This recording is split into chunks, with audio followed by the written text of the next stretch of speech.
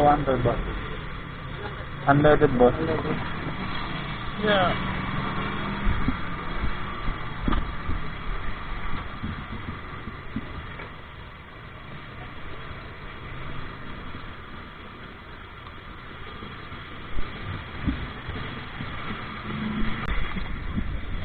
Salamat boss.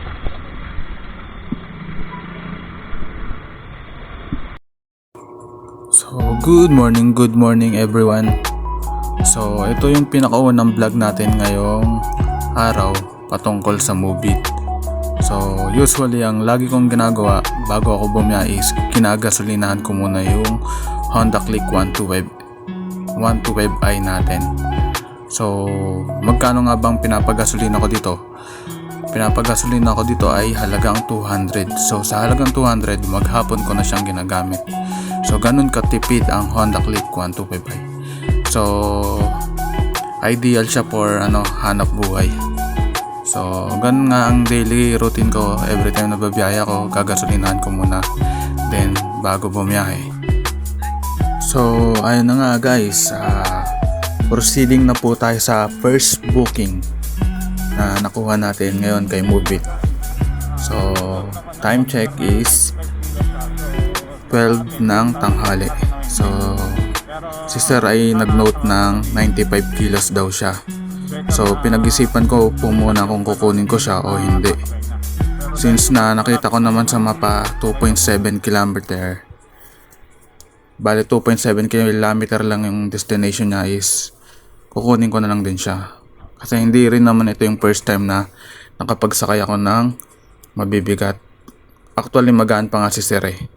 So, sa mga kapwa ko riders is iparamdam natin lagi sa customer na kumbaga walang discrimination kay Move It. Maliban na lang kung talagang ramdam nyo na hindi nyo kaya, wag nyo na lang ipilit. So, sa part ko kasi is kaya ko naman. So, ayun lang guys. So, proceeding na tayo para pick upin natin si sir.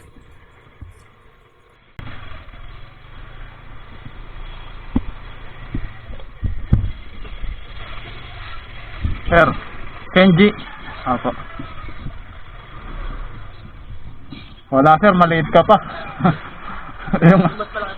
Opo sir. Yung iba lang kasi maarte lang. Ako, yung sinakay ko sir, mabigat. Kaya.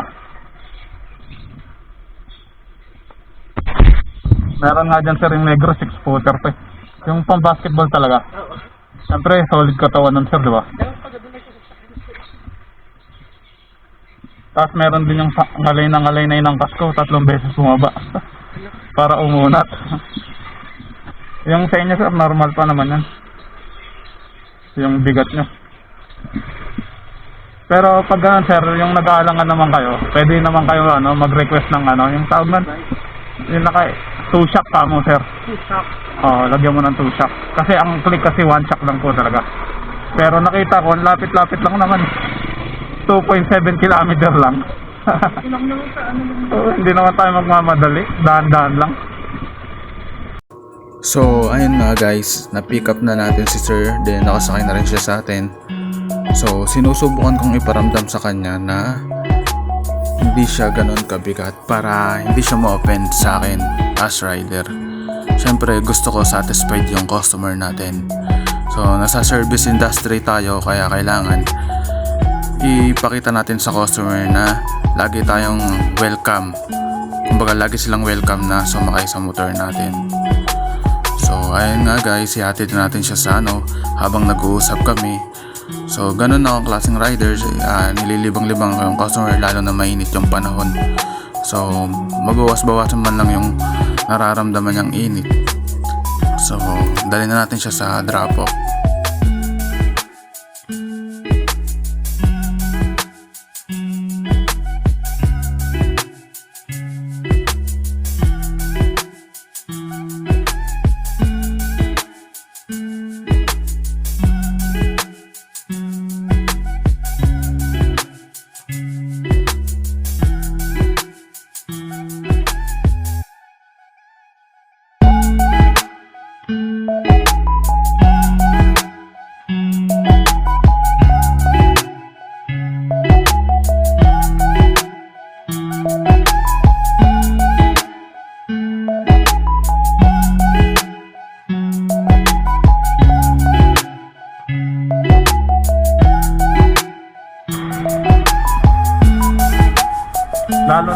sobrang init. Kaliwa po ba kayo sa kanan? Bandang kanan po kayo.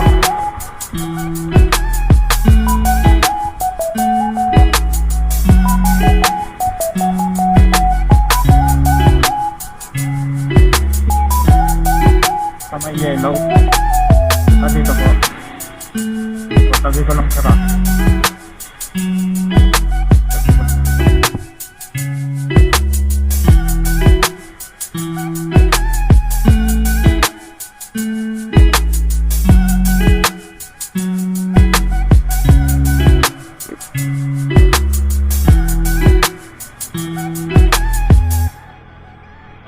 Thank you po Bait ni sir. Sir, thank you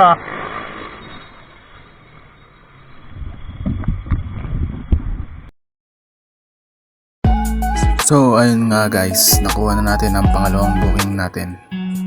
So proceeding na tayo sa second pickup area. So babae ang pangalawang booking naman natin ngayon guys. So puntahan na po natin.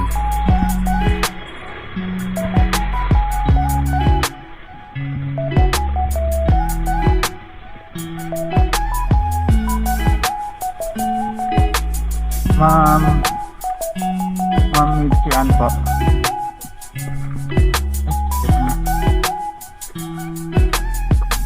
Ay, hindi na pala ma'am. Nakasombrero po ba? Ayun po.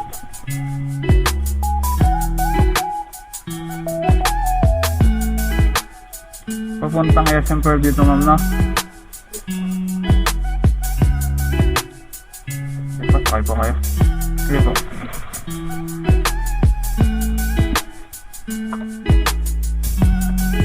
Diyan na rin ma'am labasan na.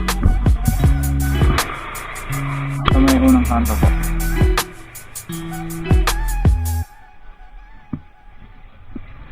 Ang pinasuko ng masa.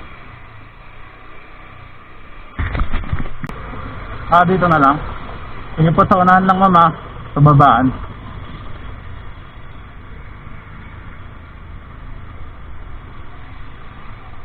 Doon lang sa unahan mo.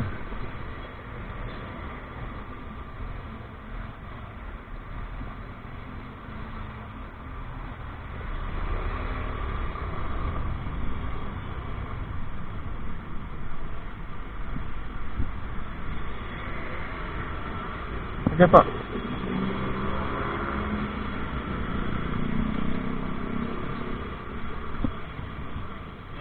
Sige po. Thank you po.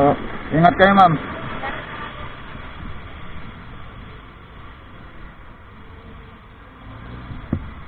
Mama.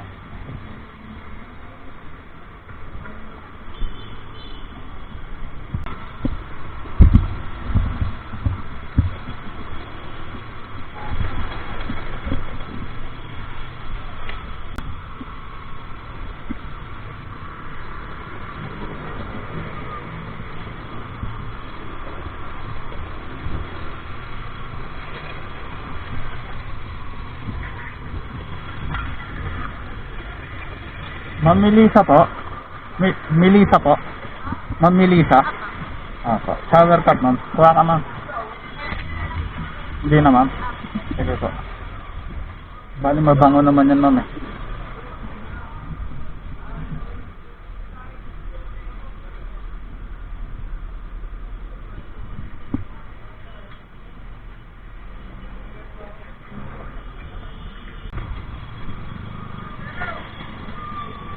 Dito na lang ma'am. Okay.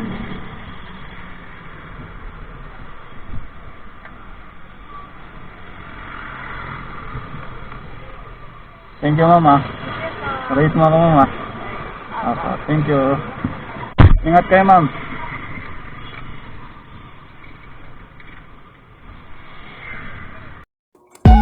So ayun na nga guys, na-drop na natin yung pangatlong customer natin.